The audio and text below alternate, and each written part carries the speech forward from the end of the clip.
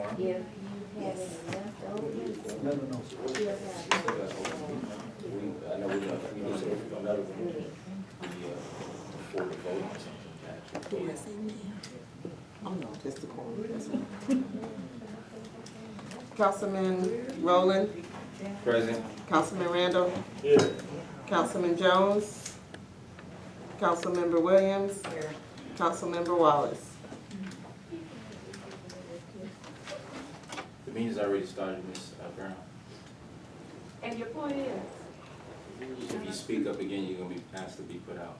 Could Well, you please can ask me to respect- be put out. I don't need to. Can you please You so respect? happy to sit in the mayor's chair? Can you please respect the citizens of the community? I will if you will. Mr. Officer Ross, have her put out, please. He was talking to me. No, the meeting's getting started. You We're gonna say called the me. Pledge of Allegiance, and we'll also have a prayer, follow the Pledge of Allegiance as a prayer. Officer Ross. Same energy you would have escorted. I don't even. Ron Leonard. No, you talked to me and I responded to you. Citizens, we're gonna have the Pledge of Allegiance, followed by opening prayer. Okay.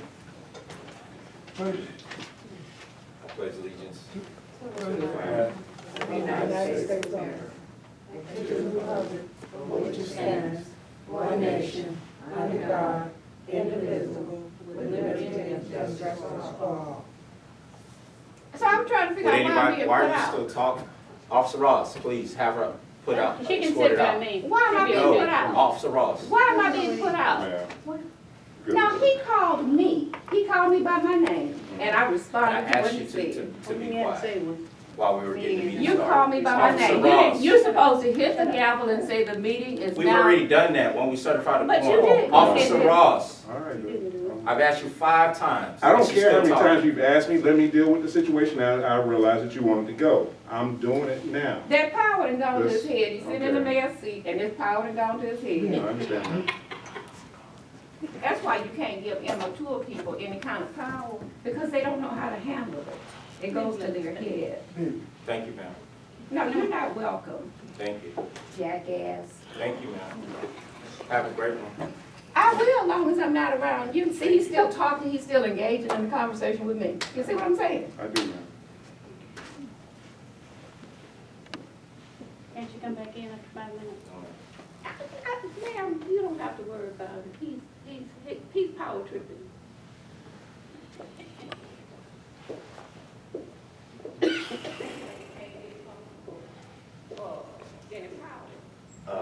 Would someone like to lead us in a prayer? Father God, we thank you for this day, Lord. We thank you for another opportunity to serve. We thank you for each person in attendance, Lord, that is dedicated to this community, Lord. We thank you for just another opportunity to move the city of Prairie View forward, Lord. We ask you just be in the place, Lord. Be in the midst of this of us as the people, Lord. Let us be unified. Let us work in one accord so we can edify you and your kingdom, Lord. We thank you for these things and all things that you're doing within our community, within our country, within the world, Lord. In Jesus' name I pray, amen. Amen.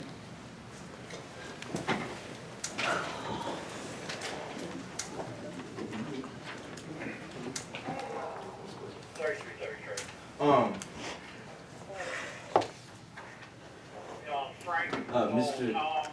8746. He left his radio. Mr. Johnson, if you could walk us through for citizens in the meeting.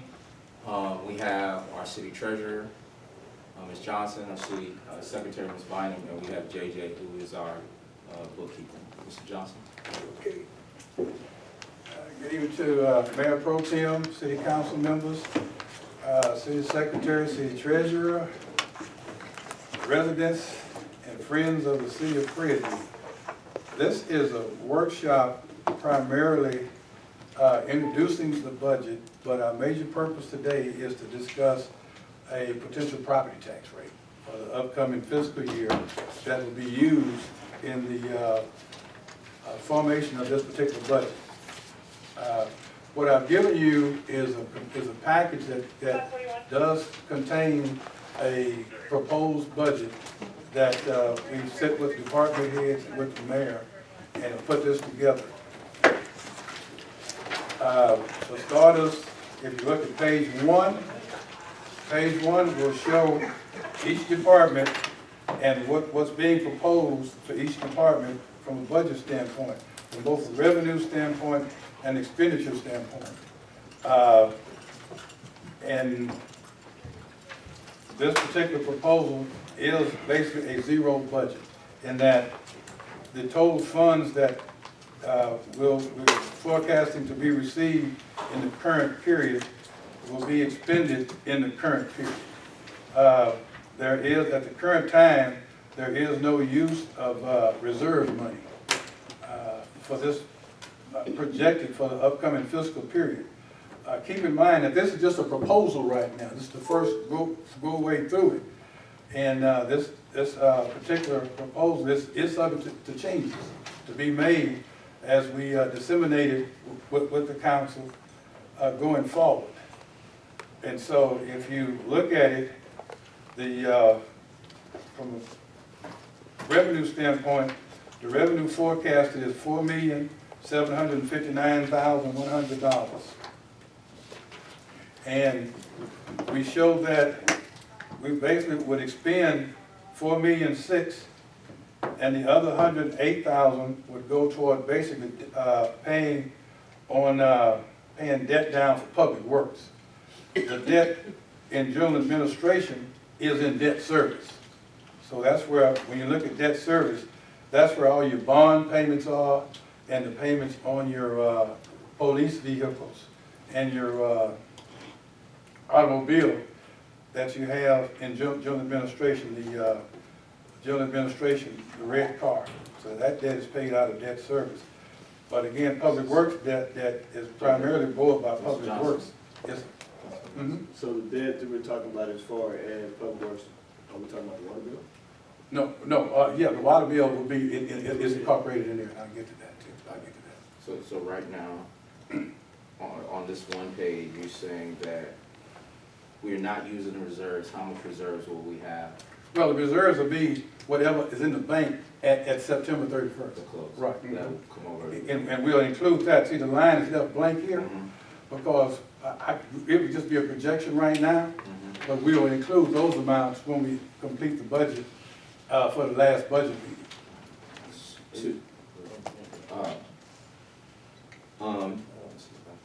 The question I have in reference to, as we're going through page one, is the only reason that we have allocated the 108.5, is that only because was minus the expenses that you're gonna allocate, or is there somewhere else where we're gonna see No. additional, more money allocated towards that? Okay, no, it's only in public works, Yes, and in public works, it's different from general administration. okay. That right there, see, when you pay debt for public works, it's like a corporation. So it has to pay its own debt. And when you pay off debt, it's not called an expense. So that's why you see a separate line for public works. That $60,000 is simply to pay just on it is the trucks primarily. Okay, so It's where, in there. so I think Councilman Well, excuse me, Randall asked where was let me the back water? up. That's the principal only. The interest is in the expense side at $1,579,000. So back to, okay, so we trying, I still am a little, I thought these numbers included, is the 48.5 the water, or plus the 60, you No, said the no, 60's for the car? okay, the 48.5 is paying back toward the, the 48.5 is paying back toward the water. That's principal only. Okay, the interest side is up in the $1,579,000.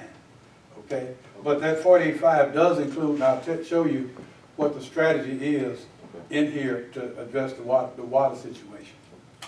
You said the 60 was for what, I'm sorry? The 60 is to pay back, general fund over the years have paid debt for public works. And we carry that debt as a receivable in general fund. And in this budget, we're gonna attempt to pay back 60,000 of it. That debt right now, I can tell you if I could get one of my financials out, it'll tell you what it is. But it's just something where, over the years, it's built up. and Public Works needs to pay some of that back. It's a receivable, what it is. So, just so I can understand the process, Mhm. you're telling me that we're gonna take $60,000 from our budget, Public Works, And give it's that gonna go to, into general administration. that's right, that's right. Pay off. Part of the account receivable that general is, We've already, we use general administration funds to pay off things for public. that's works. right, that's right. It has to be paid back. See, all during the year, for instance, when we pay the fuel bill, Come out of general. yeah, general pays the fuel, and some of the fuel is we allocate to Public Works, and we haven't requested Public Works to pay general back. And that's just an example. And that thing is built up that amount, it's been over the years. So what you said as far as the water bill goes, because as of right now, that is our biggest, Yeah, and I'll address that. I just had a really simple question. Go ahead, go ahead. I know you're gonna go into specifics, Right, but you go ahead. based on it, you said there is a plan that we intend, that you're gonna present us a Mhm. plan. Yeah, right. That you would like for us to implement. Exactly. To alleviate the debt. Okay. Right, exactly. But just, and it's incorporated within the detail here. So who all was involved in creating this plan? You and who? Well, primarily myself. Okay. You know, I looked at our financial situation, given what we're faced with, this is a plan that I'll present to you that would give us an opportunity to alleviate it, but not break us. Without any, so the reason why I'm asking is I was trying to figure out if there had been any cooperation from the university as far as. No, we haven't been to the university at all. This is just a plan to put in place In the event that. in the event, right, in the event that we don't get any consideration at all. Perfect. Worst scenario. I'm good with that. But again, right, on the point, this is a worst case scenario. Right, exactly. But the question is, this is not enough, and so in the plan you'll talk about that? Well, he said this wasn't, some of Yeah, this it's was in- from the water bill, but he said there's something in 1.5 in public works that goes to the water bill. So Right. He didn't specify exactly how much was going into water bill. He just said something out of Yeah. this 1.5. Exactly. And we can get into that, I'll get into that a little bit later. So does but- anybody else have anything on page 1? But the main thing that I want to communicate to you guys, to council, gotta recognize this young lady, is the fact that this first go-through here, we are able to come up with a zero-type budget, whereas that we don't have to draw down reserves to implement this plan here for the upcoming year, and that's a plus. So we talk about the zero budget every year. Right. Can you explain the zero budget? Okay, zero budget is this right here, is you don't, And also explain why we use a zero budget. well, a zero budget is the best scenario that you can have without creating a reserve, without building your reserve. So You would be a better, most cities, most cities or government organizations always would like to build a reserve. right. But because we don't have enough revenue sources at the present time, we do the best we can to make it through the year by only spending what we bring in and not have to rely on using part of our money that's in the bank when we started the year, because we only have a small amount in the bank. We don't have a large amount in the bank. Right, so let me kind of, I'm gonna try to simplify it for myself and Okay. maybe anybody else who's not an accountant. So you tell me if I'm right when I try to interpret this. I mean, I think I understand it. Our zero budget says we're going to, everything that we budget to make, we're gonna figure out how we're going to spend it or account for it, because it doesn't necessarily mean spend, because if we don't spend it for something, it stays into the general Right, fund. exactly. And so then, everything that we bring in extra outside of what we budget goes into the reserve, but we're not going to anticipate a reserve because we can't financially, we can't anticipate what that reserve is gonna be. We're not going to try to say we're gonna build this reserve and then we don't get those funds in to have reserves. So we're saying we're anticipating bringing in this much revenue. We're going to allocate all of that to some more form of fashion within the city. And then anything outside of that that we don't spend or any additional revenue that we bring in goes into a reserve. Right, right. Or if you are fortunate enough to bring in additional revenue, then you can utilize that revenue in this current period. You can do that. So, well, On this current I was period. gonna get into that a little bit Yeah. later, but, because I have some Right. questions about that, Mhm. but ideally, even though you utilize it, you're still utilizing the item Exactly, of exactly, reserve. right. So you have to forecast both your revenue, basically, we're forecasting what revenue we're gonna bring in and what we plan to do with that revenue. Right. And that's what we're doing here. Yes, ma'am. What were you gonna talk about as far as property tax rate? Oh, we're gonna get to that. Can we I'm talk about that now? gonna move to that right now, Okay. okay? Let's flip over to the very back to page on property taxes. Go to page 22.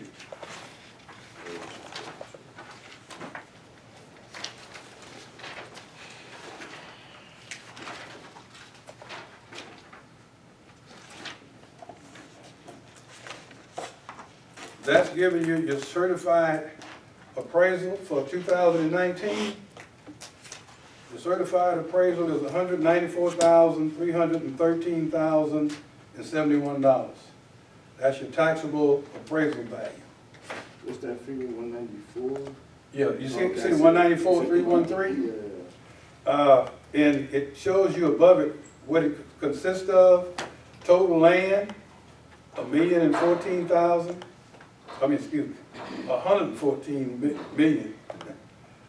Improvements, that's basically buildings, 356 million. Total non-real, and that right there is equipment and what have you, that's in the city, 22,381,000. And then it comes down and gives you a productivity loss, 37 million, which gives you an appraised value of that 493 of 456 million. We have a homestead cap of only 959,000, which nets down to a total value, assessed value of $455 million. But guess what? You see that total exemption now? That's the university. At 261 million, that's the university. That's Primary. the buildings on campus, the Yeah, American right, campus right, community. right, exactly. Because see, the university gets assessed in the city, but then it's backed out, and that's where it's backed out right there. That's what that 261,203,697, that's 99% of that is the university. So that's how we net back. See, if the university was taxable, you'd have a $455 million tax base. Do you have a breakdown on that in reference to how much is university and how much is that some of the other exemptions? I'm gonna have to check with the appraisal district and see if they can provide that, but I think they do. But I have to check with them and see, because they just gave us the net figure here. And once you back out that 261 million, that leaves us what our taxable value is, 194,313,071. Now let's go over to page 23. Page 23 is where we put together analysis of what this 194 million represents. Basically, you have an increase in the appraisal value from last year. Last year's appraisal value was 130-some million. Roughly, you have a $60 million increase in appraisal value. And that's primarily your new apartments that were built within the city. That's in the appraisal value. Right. Now, with that, doesn't that only count for like the first, first year, and then like because the property value can get adjusted or come down? Yeah. Like, what is that? Well, this right here is what was appraised for this upcoming year. That right there is what they had completed. If there was some units that wasn't completed, it's not included, it won't be included until next year, the following year. But when the appraisal, this appraisal is done January 1st, is what they look at, January 1st, 2019. And so if you're talking about Panther Hill, it wasn't completed, so you're gonna see some increase in their appraisal value for what they construct in this current year. And then, is it the Gates? What's behind the Jones University? I mean, Jones Elementary. What part of the complex is that? Yeah, see, that should be completed during this year. That's not in here. The only thing that would have been here would have been land. But, Go so ahead. the reason why I asked the question, the appraised value is the value, when I build my property, I want the district to appraise it as that's how much it's worth. But once I either take the property over or live in the property, my goal is to reduce the value not be as high as it was, similar to what happened when we calculate this in our rate. I'm trying to go back to, say, the example at Brookside. There was a value that was created Yeah. when we first came, Mhm. and then we were budgeting off this appraised value, and then the next year, we went down dramatically. So how do we make sure, is there something that we look at to make sure that doesn't, I mean, not that we can control, Right, you but can't- that we don't Well, budget for that? how that affects you, that affects you going, when you move into the next fiscal period, when you get your new appraisal. See, we anticipate, in other words, you can't complete the budget until you get, because it's such a major factor in how we budget. So that's why we can't really do very much toward the budget until we get the appraisal value, which normally you get that in June to July. It's when the appraisal district gives it to us, and that's the sheet I showed you on page 22. Once we get that sheet, then that tells us what we got to work with going forward. So in that particular year that you're talking about, it was a big shock to us because we had a $10 million decrease in appraisal value. So that gave us, had hoped to have received more money. We actually received less money. And so that made it difficult in putting that budget together because we didn't have as much money to work with. But this year here, because of the increased value that we have incurred this year, look at the next number there where it says increase in taxes. Over last year, we'll have an increase in taxes, which is solely, and this increase is based on maintaining the current tax rate. Let me say that. Maintaining the current tax rate. We would have an increase of $441,339, or a 45% increase in the total amount of taxes that we can assess. And that's solely due to this increase in the valuation of those new apartments and the new commercials, the dollar store, and what else is new in the city? The dollar store, the service station, and other improvements that residents have made within the city. If you built a barn or any improvements that had to get a permit, because there have been quite a few permits, written in the city. And so, and that's how, when the city gives a permit, that's how the appraisal district know that some activity is taking place. It's when those permits are given out. And that's the first alert that the appraisal district gets to, somebody's building something that we need to go and reassess whatever their property is. Yes, sir. So with the current tax rate, with the new appraised rate, we have an increased rate, revenue of $441,000. That's right. That's right. Over what we assessed last year. And so how long has it been since the city changed the tax rate? Ooh, it's been, In any fashion? I know it's been. it hasn't been in the last 7 years. I No, know, it's been for sure. ten, Well, So, quite Yeah.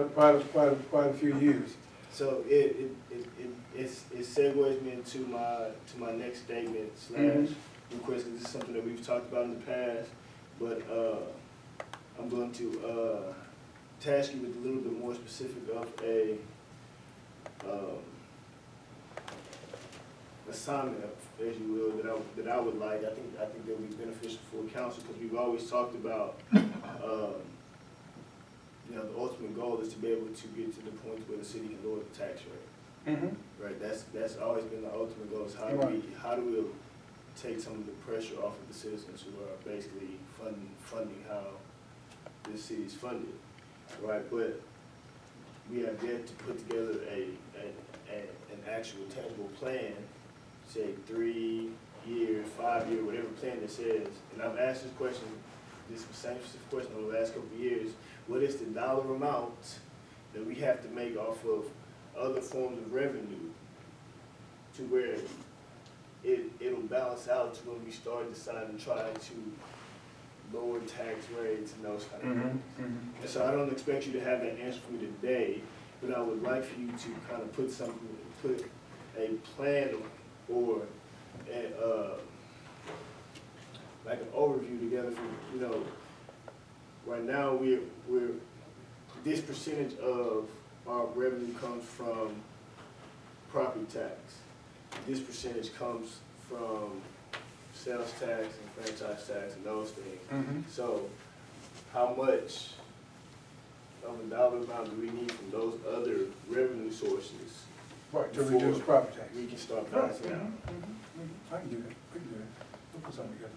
Now, and is it possible to have that before we complete this budget cycle?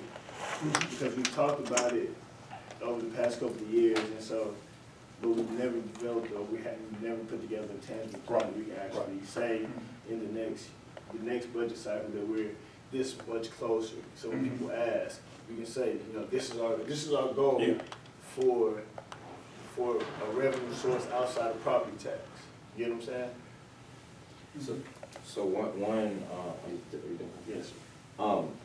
I think, JJ, if you could speak to, not to answer this question, but if you could speak to the things that were taken into consideration not to have increased property tax over the last 10 years. I think that helps, that may help paint an additional picture. Yeah.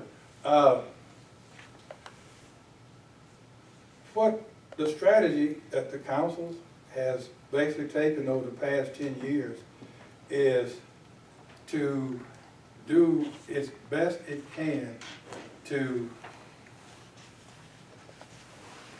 put a plan together to run the city operations, knowing full well that property taxes is a major revenue source for the city at the present time. And given that reality, knowing full well that the property tax rate for the city is not the lowest property tax rate in the area, but a concerted effort has been made for the past 10 years not to raise the property tax rate and to operate the city based on the revenue generated by this current tax rate. And one of the major strategies when you maintain your property tax rate at the same level is that you hope that you will see an increase in the appraisal value or new development within your city that's going to increase the overall appraisal value, which is what we have seen this past year. Normally, we see a 9 to 10% increase in appraisal value. That's been the average, 9 to 10%. And when we did our bond request, the bond rating agency rated us based on a 10% average. increase in the appraisal value. Based on a 10% increase value in appraisal value, and at least maintaining that current property tax level or rate, we received a very good bond rating. And that was, and that part of the strategy that has been in place for the past roughly 10 years, that the city would see, we wouldn't have to raise the property tax rate, but based on an average 10% increase in appraisal value, then that would provide enough funding for the city to pay the primary debt that it has, which is to pay the bonds off. And that's how the city was approved to do the roughly $4 to $5 million worth of bonds in '77, then we refinanced them to save some more money in just recently. Go ahead. Mr. Johnson. So we have the proposed rate, the rollback rate, the effective rate.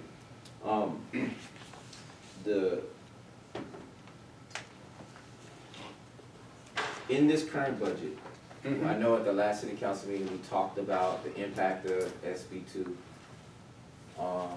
around on the state's budgeting cycle. Can you speak to the rollback rate?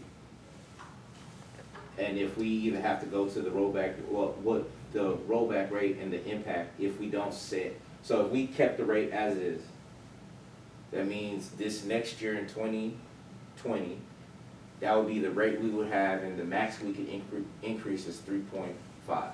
On just the M&O portion of it. The debt, see, your rate is comprised of two INS, components. right. The INS speaks for itself. Whatever your debt service is, you set that rate. Then the M&O is the contributing toward the operations of the city. That's where that statement comes into effect. Right, so debt service, this 0.20 means that's what we would have to pay to just survive as a city. Just, go ahead. So. That pays the debt. That pays the debt. Right, yeah, that pays the debt. In the M&O, if we kept whatever rate that, so the rate that we set this year is the max rate that we'll have for 2020, we wouldn't be able, not that we want to increase, but that would be the max. Can you talk, in what you proposing to us, Go ahead. have you taken that into effect, and so you're saying that you think that the proposed current rate, which is to not increase property tax, is the best plan of action for the city of Frederick? Right. I say that because of the large increase in your appraisal value, which is not a tax on your residence, your current residence. That's on the new construction that's in the city, that's on the new people. Look at it that way. So you are helping your residents by not increasing the tax on them. In some cases,